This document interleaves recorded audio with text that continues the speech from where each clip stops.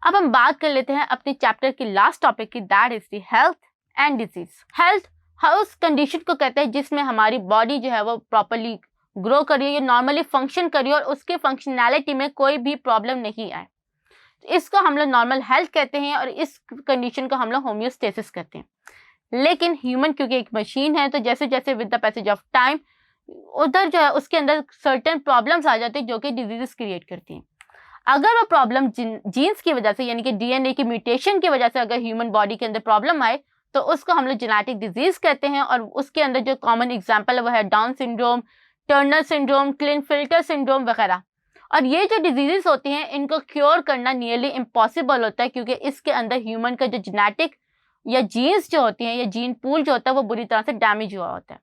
फिर हम बात करते हैं इन्फेक्शंस की। इन्फेक्शन बेसिकली पैथोजेनिक या माइक्रोब्स अटैक होता है ऑन द ह्यूमन बॉडी और उस वजह से जब बैक्टीरिया और वायरसेस जो होता है वो ह्यूमन की बॉडी पे अटैक करते हैं तो वो उसमें सर्टेन डिजीजेस क्रिएट करते हैं जिसमें HIV, एड्स, TB वगैरह की डिजीजेस शामिल होती हैं। फिर हम बात करते हैं न्यूट्रिशनल डेफिशिएंसी की। ये उस कंडीशन में होती है जब ह्यूमन अपनी रिक्वायरमेंट से कम फूड जो होता है वो कंज्यूम करता है तो उसकी बॉडी के अंदर सर्टेन केमिकल्स या सर्टेन न्यूट्रिशन की कमी की वजह से जो होता है वो सर्टेन डिसऑर्डर्स क्रिएट हो जाते हैं जिनमें कॉमन जो है वो एनीमिया और स्क्रवी और विटामिन C की वजह से सर्टेन डिसऑर्डर्स, विटामिन D की वजह से जो है वो आपके सर्टेन डिसऑर्डर्स वगैरह शामिल है। फिर हम बात करते हैं मेटाबॉलिक डिसऑर्डर की जिसमें हमारा जो ऑर्गन होता है वो प्रॉपरली काम नहीं करता। इसमें कॉमन एग्जांपल हमारे पास डायबिटीज की है। एंड देन हमारे पास आते हैं फिजिकल डिसऑर्डर्स। फिजिकल डिसऑर्डर्स वो होते हैं जब ह्यूमन की बॉडी का जो ऑर्गन, ह्यूमन की जो लेग्स, आर्म्स या बॉडी का कोई पार्ट होता है वो डैमेज हो जाता है because of certain injury, certain accident या सर्टेन ट्रॉमा। तो उसके अंदर जो है वो हमारे फिजिकल डिसऑर्डर्स होते हैं। ये जो होता है क्योरेबल होते हैं, हील हो जाते हैं, लेकिन समटाइम्स अगर ये इनकी जो मैग्नीट्यूड या इनका इफेक्ट अगर ज़्यादा हो तो ये जो होता है ये इंसान को पूरी ज़िंदगी माजूर कर देते हैं।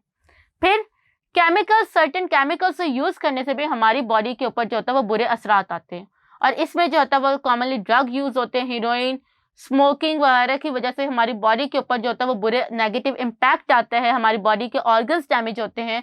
तो उस तमाम जो है वो केमिकल कॉज के अंदर आ जाते हैं। फिर हमारी body certain time and period के लिए ग्रो करते हैं लेकिन उसके बाद वो नेगेटिवली ग्रो करना शुरू कर देती है। तो इस प्रोसेस को हम लोग एजिंग कहते हैं।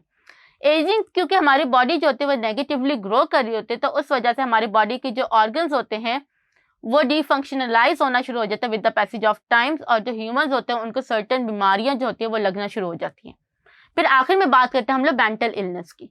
मेंटल इलनेस बेसिकली दिमाग की बीमारी होती है। इसमें नॉर्मली ह्यूमन तो होता है बज़ाहिर काम बिल्कुल सही कर रहा होता है लेकिन एक दिमाग की छोटे से मिस्टेक की वजह से, दिमाग की जो ज़रा सी बीमारी की वजह से, किसी केमिकल या एंजाइम की कम या ज़्यादा होने की वजह से ह्यूमन जो होता है वो मेंटल इलनेस का शिकार हो जाता है। इसमें कॉमनली हमारे पास डिप्रेशन होता है, अल्जाइमर डिजीज़ होते हैं और वगैरह वगैरह। तो इसके साथ ही हमारा चैप्टर जो है वो कंप्लीट हो गया। आई होप आपको आज की पढ़ाई हुए टॉपिक अच्छी तरह से समझ आ गए होंगे। This is Laibat Arif from tutorial.pk signing off. See you in the next chapter. Take care. Allah Hafiz.